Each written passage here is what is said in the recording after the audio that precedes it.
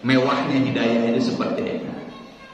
Allah akan memilih siapa yang dikehendaki baik dari hambanya untuk mendapatkan hidayah. Maka rahimakumullah, jadilah kita ini apa?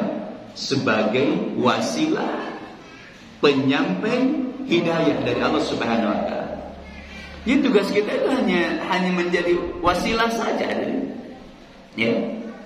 Wasilah sampainya hidayah Allah kepada orang-orang yang di dekat kita. Bukan mensolehkan mereka, bukan mengimankan mereka, bukan.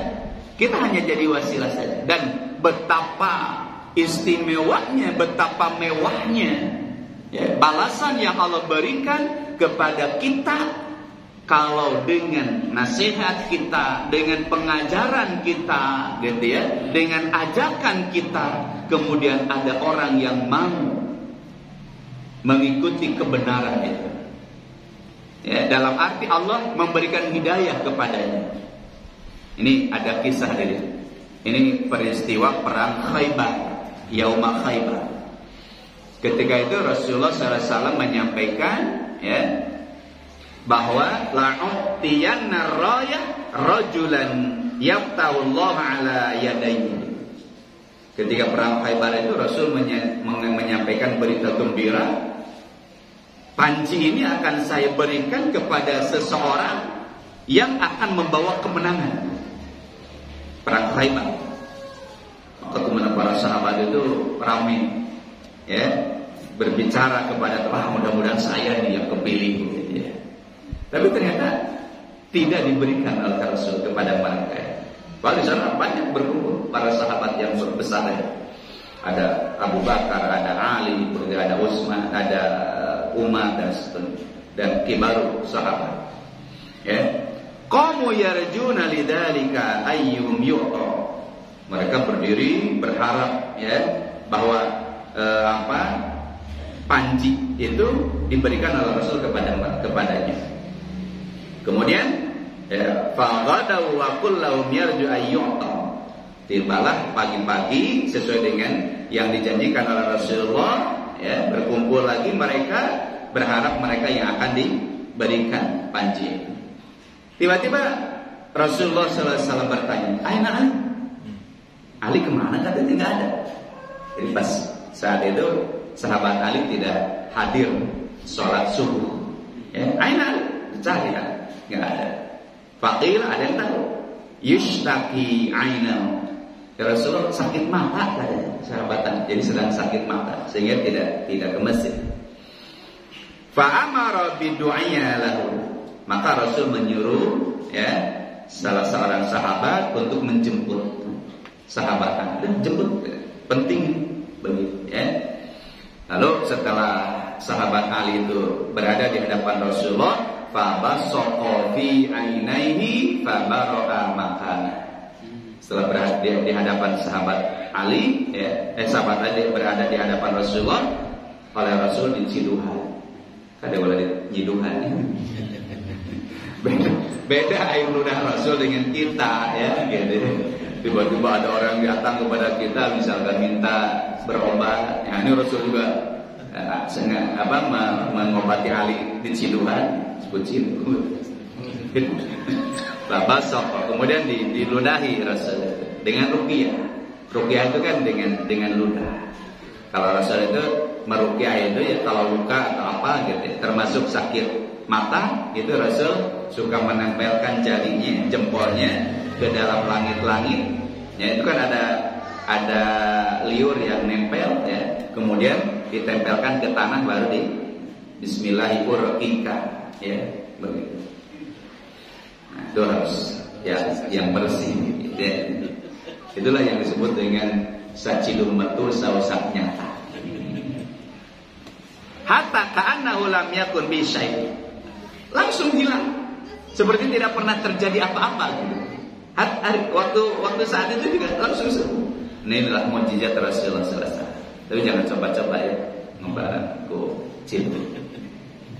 Kemudian faqala tuqatiluhum hatta yakunu mislana.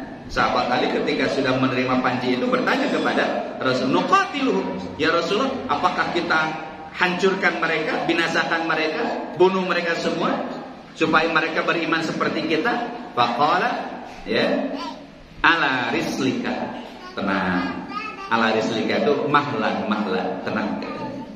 Ya, jadi semangat itu sahabat Ali. Tapi kata Rasulullah, ala rislika, hatta tanzila bisahati, tenang katanya. Nanti kalau kamu sudah sampai ke wilayah mereka, ud'uhum ilal Islam. Begitu aturannya dalam Islam itu. Ketika ingin menyerbu atau menyerang suatu kaum gitu, terlebih dahulu ajak dulu mereka masuk Islam. Ud'uhum ilal Islam wa akhbiruhum bima yajibu alaihim. Sampaikan kalau sudah masuk Islam, nanti kamu harus sholat, kamu harus puasa, begitu ya, kamu harus membayar zakat. Nah, ini. Jadi jangan langsung dibinasakan sebelum sampai dakwah kepada mereka, tapi harus didakwahi mereka. Dia dakwahi dulu, diajak Islam. Nah, ini ada kalimat tentang hidayah dari bahwa hidayah itu sangat mewah. Kata Rasul kepada sahabat Ali, fawallah, demi Allah, li ayyahdiyah bika rajulan wahidan. Kalau seseorang mendapat hidayah dengan ajakanmu, wahai Ali, tadi kan disuruh apa? Disuruh mengajak masyarakat kepada Islam. Maka kata Rasul, apabila ada di antara mereka yang masuk Islam dengan ajakanmu itu, satu orang saja, wahidun, itu jauh lebih mahal, jauh lebih istimewa, jauh lebih mewah min humrin na'am, dari unta merah. Saya penasaran searching berapa sih harga unta itu. Di antara 8 binatang yang termahal, itu nomor urut 8 adalah unta. Berapa? Ya, itu sekitar 825 juta satu ekornya.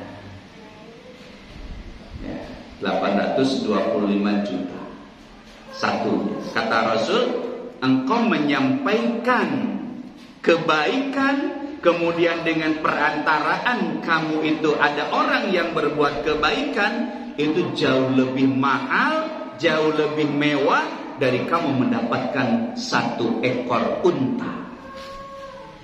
Ini mahalnya hidayah.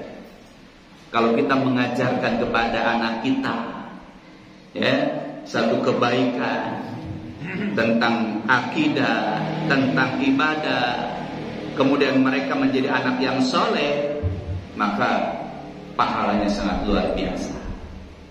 Maka dari makumullah, Lebaran tiba, saatnya mudik.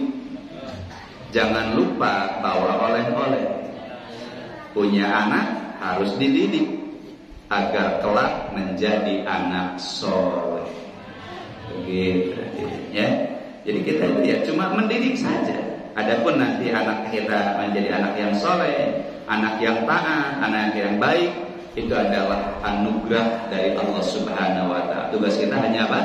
Mendidik. Begitupun di tengah-tengah masyarakat, tugas kita hanya menyampaikan nasihat-nasihat, membacakan ayat-ayat Allah Subhanahu wa Ta'ala, karena hakikat hidayah ada di tangan Allah Subhanahu wa Ta'ala.